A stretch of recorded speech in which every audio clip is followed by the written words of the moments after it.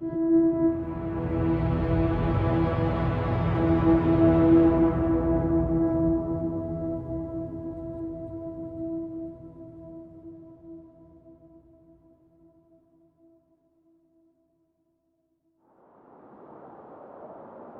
library had become my home.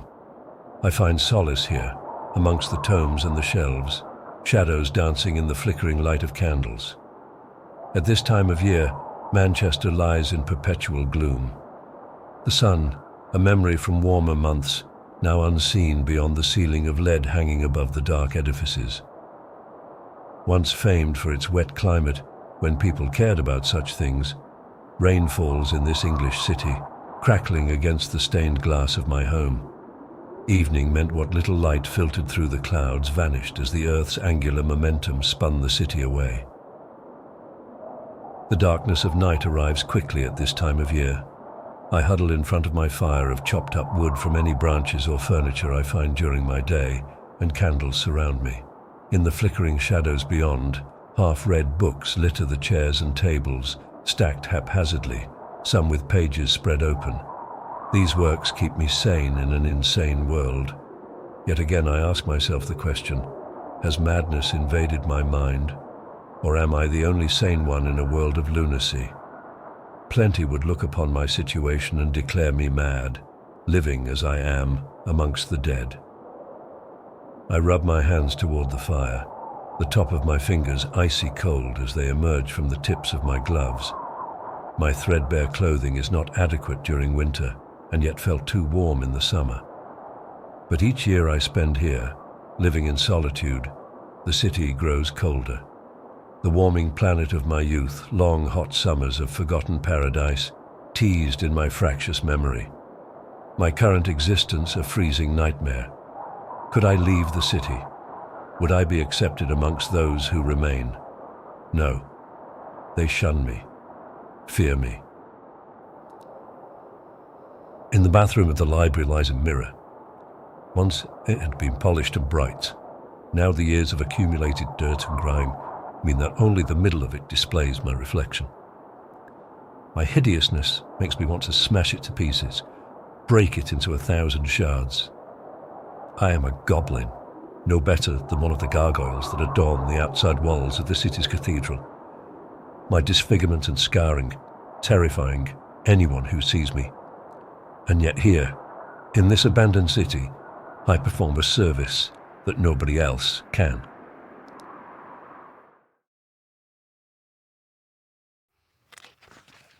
This library that I call home is my sanctuary. I find moments of joy as I spend my lonely hours exploring the world of words contained within. Escaping my torment for hours each day as I read. During my time here, I'd found a home in this church of the mind, and indeed, the Gothic architecture resembled a place of worship rather than literature. I spend my days reading about the history of this old town. This is indeed my home now, my permanent home. I can never leave, so I find out as much as possible about it. I'd learned about how the Romans founded a fort at the confluence of the River Medlock and the River Irwell, adopting a Celtic settlement on the same site. The Celts have their word mam, meaning river goddess, and the Romans Latinized it to Mamicum, and then later to Mancunium. Those rivers, swollen with the rainfall, and a haven for the rats emerging from the sewer system, still flowed through the concrete channels of the city to this day. And yet, to my mind, a city with as many tales to tell as Manchester is a place of beauty. The red-bricked buildings spoke of the industrial heritage. I spend my time roaming the streets, trying to hear the centuries talking to me, as though the very bones of the hollowed-out town could tell stories. I sometimes imagine their whisperings, only to find the relentless wind whistling through their ruin. Great beauty lies within superficial ugliness. It is a concept I cling to. Being alone plays tricks with your mind. I hold conversations with Emmeline Pankhurst, standing on her chair in her wide-brimmed hat in St. Peter's Square, and with Alan Turing, sat with his apple amongst the feral pigeons of Sackville Park. Their bronze statues often reply, words from unmoving lips echoing through my being, their bronze-sculpted perfection, a stark contrast to my daily communal with the dead. As I sit in the firelight, the tongues of flame make me drowsy. My face feels warm, perspiration lingering between the folds of my pitted skin, but my feet remain cold, sat within the holed soles of my boots. I should take them off and rub my sore toes through greasy socks. But sleep isn't far away, and the night in the city brings terrors to my heart that I may imagine would feel very real to a tired and befuddled mind. I have a sleeping bag, which I found hidden away, not looted, in one of the camping stores. I crawl into it. For a pillow, it is surprising how worn, leather-bound books can provide cushioning to my crooked neck. The library is full of large tomes, and I have spent many hours finding the softest ones. My favourite was an old Bible full of yellowed pages, faded over the years, gold leaf still dotting the once decorated Holy Script. I position it beneath my cheek. As I fall asleep, I listen to the crackling wood in the hearth. My dreams are golden and are always a version of memory, a fantastical fantasy of the synapses of reality. They are an escape, an antidote to the infection. On this night, my dream is especially vivid. The White Lady is dressed in lace. She looks down on me with sympathetic eyes and wipes my sweated brow with a cooling, balm-infused cloth. Her mouth speaks words of comfort to me, and yet I cannot hear her. The features in her face remain hidden behind a soft whiteness, a splash of angelic glare. But I know who she was. She was the one I left behind. That dress she wears, when she moves, the long skirt sweeps the ground as though she floats. It has a train and a simple blue bow tied around the back of her slender waist. I try to call to her as she drifts away from me, but she turns her face back, raising a finger to the blank visage. Hush. Why can I not see her face? Why is it hidden from me? Then the answer comes. She's veiled. She continues to move away from me, out of the room I am in, until she vanishes. I want to follow, to bring her back, to find my way to her once again. I seem to be on a camp bed in a bright room. The light comes through an open gap in the wall where a window once sat. Now it is open to the elements. I see ivy crawling around the concrete frame, invading the ripped wallpaper of my room. I make my way through the rooms, stumbling like a drunkard, searching every abandoned corner for her. Where is she? Why can't I find her? But then, through a broken down hole in the wall, I see a flash of pure white moving away over the field to some far-off, indistinct location. I call to her, but she does not hear. Locating a concrete staircase, I descend rapidly, searching for the exit, chasing after her. The varnished wooden doors hang from their frames, held by bent hinges. I run in my bare feet outside, but I cannot see her. She has gone, left forever. On the ground, a glint catches my eye. I crouch and pick up a simple silver ring. Turning back, I look upon the building. The remains of the Victorian hospital sweep in front of my vision. Broken windows and tumbled masonry appears to make it grin back at me wickedly. I slip the silver ring on my finger. I wake to a cold dawn, huddled in my blanket. My ears are cold, with my fire dying at some point during the night. Every morning I contemplate staying here, cuddled up in my sleeping bag, remaining in this spot and never moving again. It would be so easy to just fall asleep and never wake. But then my work would never be done. I will never finish my masterpiece. As I raise myself, wearily, from my repose, I ask myself, when will I finish? When will I have completed my task? The answer does not come, but I console myself with the presumption that I will know when that will be, when it happens. My memory of what came before faded during my infirmity, lost when the virus invaded my organs and musculature. My survival a miracle, but bought at great personal cost. My damaged cerebrum teases me with the fragments while I sleep, but recollection does not return. Much of my current existence is built on supposition, and since I am compelled by my work, I can only suppose that it is the vocation of being an artist that drives me. Is that also why I chose a library to be my home during my solitude? I clear the hearth of last night's spent fuel and replace it with fresh wood, but just a little. I won't be spending long here this morning. My supplies are running low, and as I light a scrap of paper with a match and place it amongst the new wood, I grab my pan and the last egg from the box. After my breakfast, I take the ladder up to the roof of the library, flipping open the hatch as I step out into the cold city. My breath fogs, adding to the white mist surrounding all. So dense is the atmosphere, the surrounding buildings are mere ethereal shapes, shadows just out of view.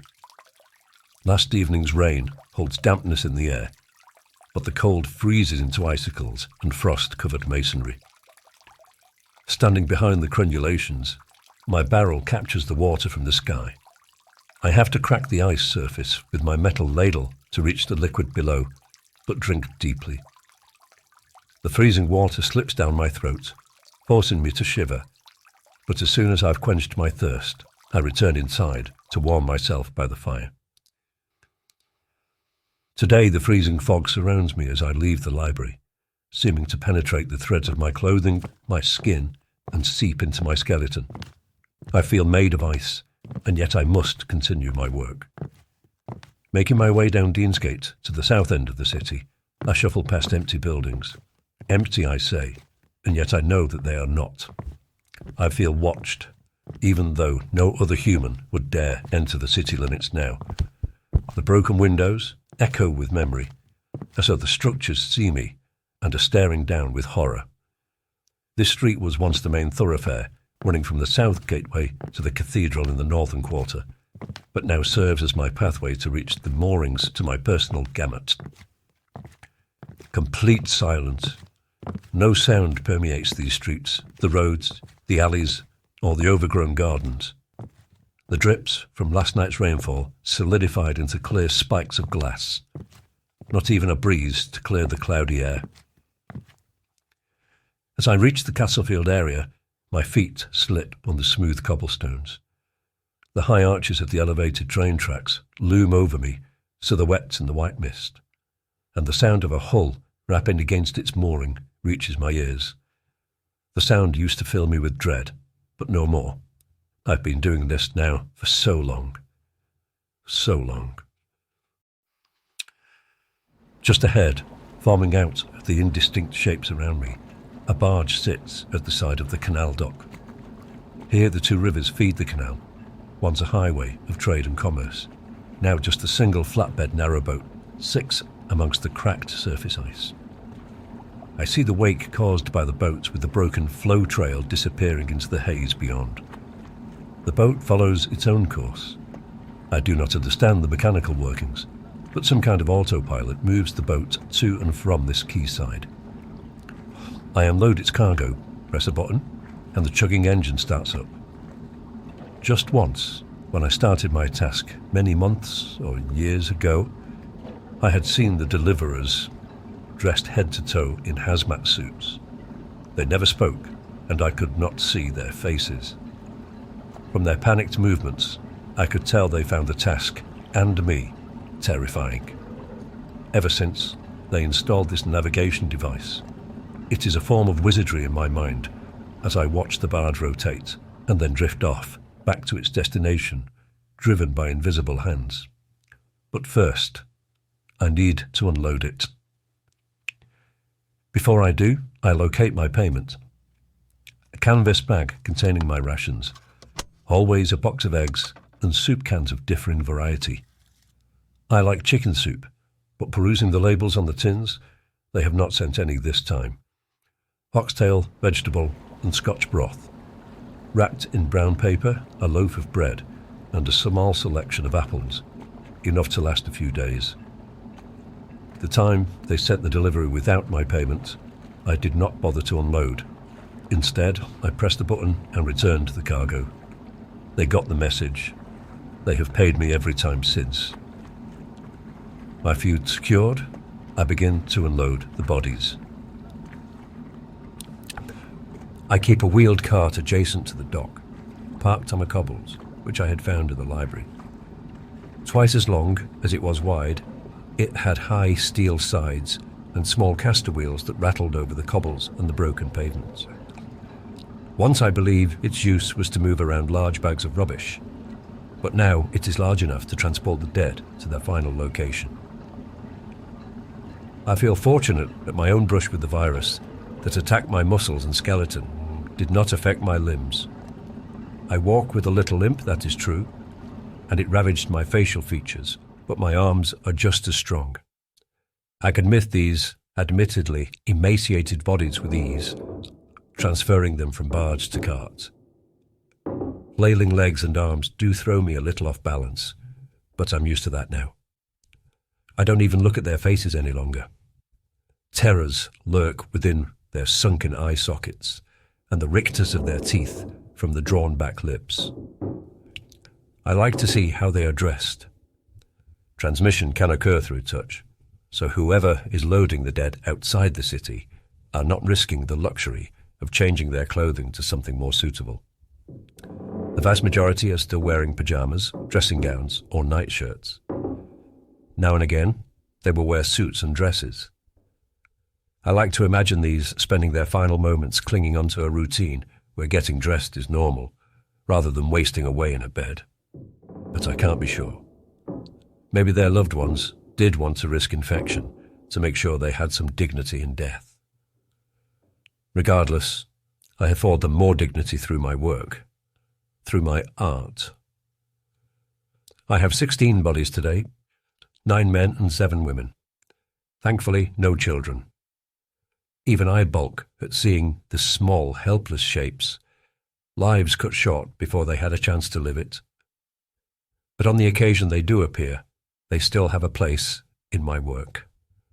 The cathedral is my place for their small, cherubim bodies. Ready? I have a quick check to make sure I have collected everything, before pressing the button just below the throttle handle. I disembark quickly as the barge fires up, and I watch for a moment as it departs, splitting the foamed ice as it does. The sound of my trundling cart over cobbles reverberates as I return through the arches. I have an infinite choice of buildings. When I began my work, just after my recovery and arrival in the city, I decided to start at the furthest possible place that I could reach from the collection point. I have locations for individuals that I have from base on their clothing. The majority in their nightclothes I place within the apartments and flats, in beds where possible, but also in any remains of furniture, sofas, in front of long defunct televisions and stereos. In later years, before the virus hit, an explosion in residential apartment blocks sprung up, cashing in on having a desirable city centre home.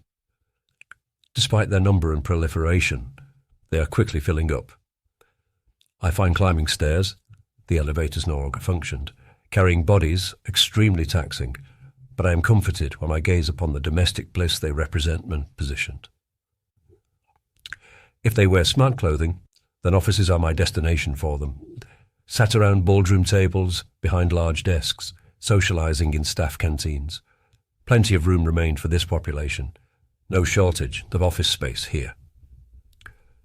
Evening wear, and even in some cases jewellery, and they will end up in the restaurants and bars. These places feel special to me, a frisson of happier times, though I do not regard them. The day is cold, with the freezing fog lingering and clinging to the city like a wet cotton shirt, so I do not wish to travel far.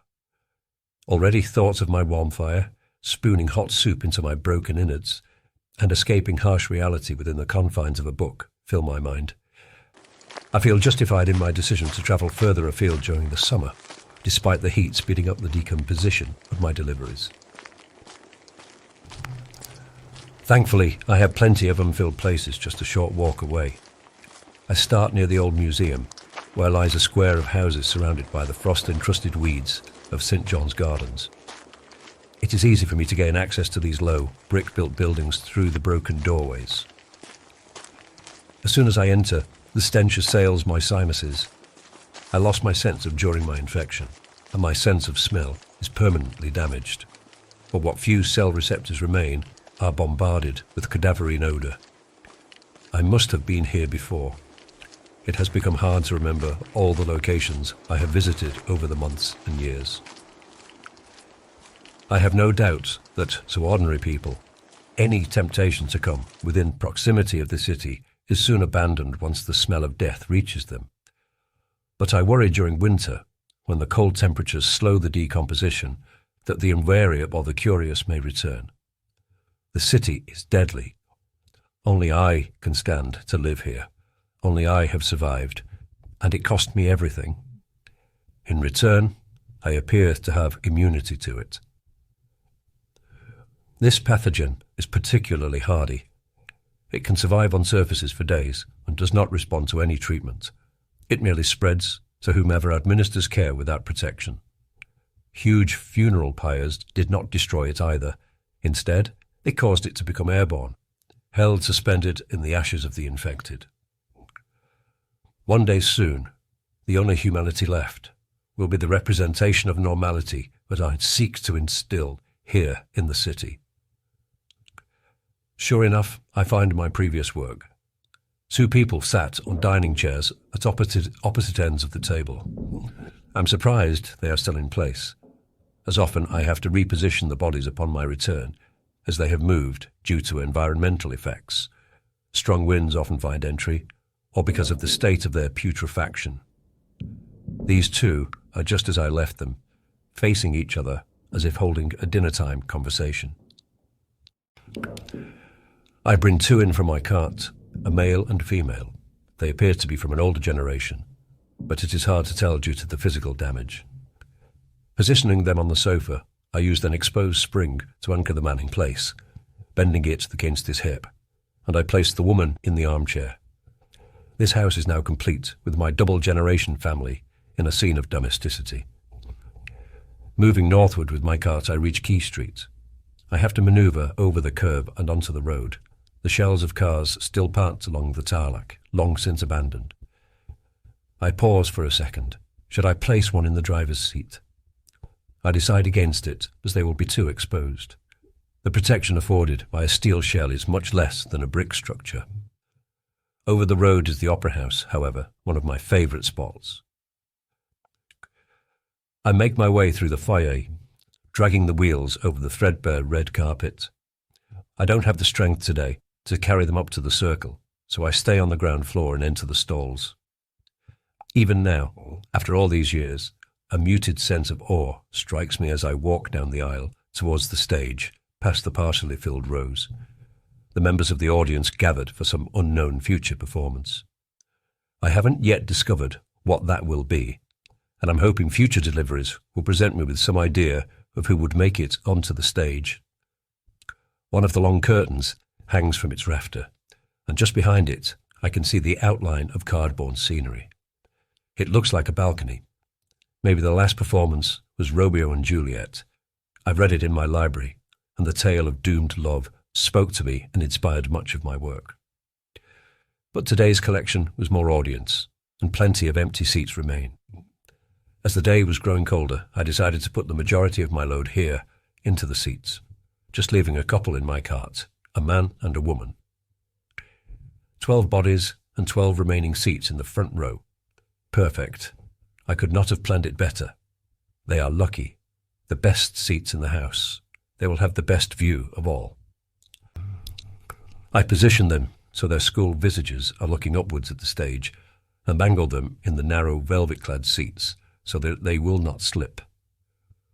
Once finished, I look back at my handiwork with a certain amount of pride. I'm a attentive audience who will never disturb or heckle the performance. Shortly after, I'm back on the freezing streets. The cart is considerably lighter now, with just 2 bodies remaining, so I can travel a little further. I take a shortcut through the once gleaming office blocks and the bars that the trendy youth frequented when such events mattered. Whenever I walk through this area, I feel the strongest sense of being watched. I know that countless sightless eyes are gazing down at me from those offices, witnessing my every move, hearing the wheels of my carts echoing from building to building. I see my library as I arrive back at Deansgate, and I cross the road to reach my next destination. The library is the only place I leave free of people. That space is for me. It is mine now. It belongs to me, along with the world of knowledge contained within. The dead have no place within its walls. I find myself in Albert Square. The plaza has a few bare trees standing, sentinels to the grand Gothic town hall. The clock tower stands nearly 300 feet above me. The workings, long since defunct, the great Abel bell has not rung since the evacuation of the city at the start of the pandemic. As residents fled the proximity of the infected. I make my way through the pointed archway and into the marble corridors and wood panelling. I know my way to the council chambers, past the bus of long-forgotten Mancunian luminaries, and below vaulted ceilings decorated with the shield heraldry of the city. In the chambers, long wooden benches, arranged in a semicircular pattern like an amphitheatre, house those I've chosen to sit on the council. The benches are hard and uncomfortable, but the occupiers don't mind. I add my final male corpse to their number. His rigor mortis is more profound than the others, the stiffness meaning he is supported on the slippery wood suiting. I can even extend his arm to mimic an action. Maybe he is raising a point of order or debating his opinion forcefully. He could be an important councillor or even the mayor. I leave him here, gifting him authority in death. As I return to the square, I see the freezing fog is lifting a little. The buildings are a little clearer, and I perceive the sun as a white circle low above the rooftops. My aching bones and frozen hands hasten my desire to return to my sanctuary, but I have one left, one single delivery to make. The female. I ponder where she should go. The last one is the most difficult, and my thoughts elude me for a moment as an emotion overtakes me. I am proud of my work, but at some point every day, a wave of clarity, a lucid conception of my situation overtakes me. I cry through damaged tear ducts, and the back of my throat aches with the physical realization of grief and the horror of all of it. A memory of a city once alive and vibrant, a beauty I want to recapture. Am I so deluded, so lost in my own pit of despair, that I have to fill this void of what once was?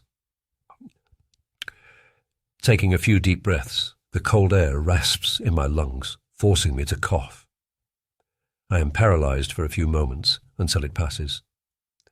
I may have survived the virus, but my mortality likes to remind me of its presence at any opportunity. This is all I have, a life filled with death. And this is my way of making sense of it all. Let others judge me as they will. Regaining my composure and my breath, I continue pushing the cart back across the square. As I walk, perhaps a location will speak to me and demand the presence. Glancing at the remains of the woman, I see her hair is white. Was she old when she passed, or was she younger? I can see the darkened roots and surmised that she was a younger woman with coloured hair. But looking at the drawn-back features, her age is difficult to assess. She is dressed in a long white nightgown, cotton. It has picked up a few stains from her travails, but it covers her whole body, hiding the worst with the decimation of her flesh. Small mercies. Her bony arms emerge from short sleeves, ending but skeletal hands. Here I notice something that stirs an emotion within me. A silver ring. Still bound to her left finger, the bone of her knuckle preventing its slippage. A pause as feeling wells within me. What is that? Nostalgia? Recognition? For the first time since I started, this strong sense stops me in my tracks. Her backstory lost in the confines of my memory and the damaged synapses of my brain. She deserves a special place, a unique place. I know just the spot. I cross onto Bridge Street. Further along, the road continues over the River Irwell, and at the far end, a covered stairwell sits. Descending down from the street, the stairs, covered by an archway of plexiglass, have a door to gain entry. As gently as I can, I take hold of the woman, putting my arms around her torso through her armpits. Walking backwards, I take each step one at a time and go down to the river level, her bare feet striking the floor. Her rectangular room sits at the bottom, empty. I have been waiting for the right one for this place. The burgundy carpet is relatively clean, as is the glass that overhangs this side of the water, affording a view downstream. Built into the room are red brick arches, fitted with padded seating, suggesting that this was once a restaurant or bar. Fixed tables still sit adjacent to the windows. On the far corner of the glass wall, a single armchair sits at the right angle, next to a side table.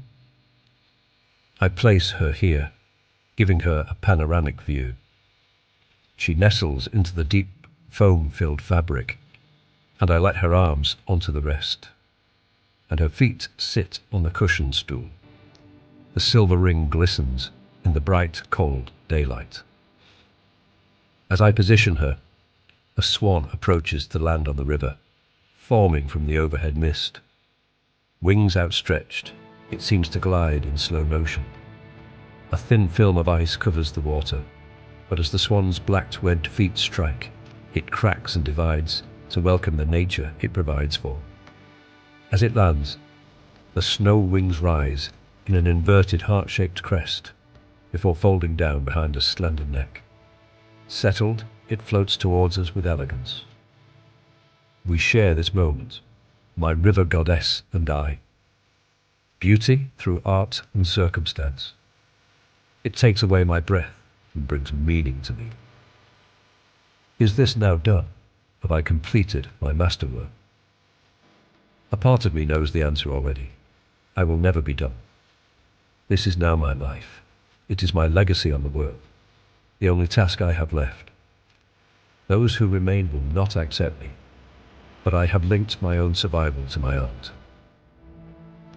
I hold her hand, and it is as cold as my own. She is an important part of it all. She is the focus. She is my river goddess.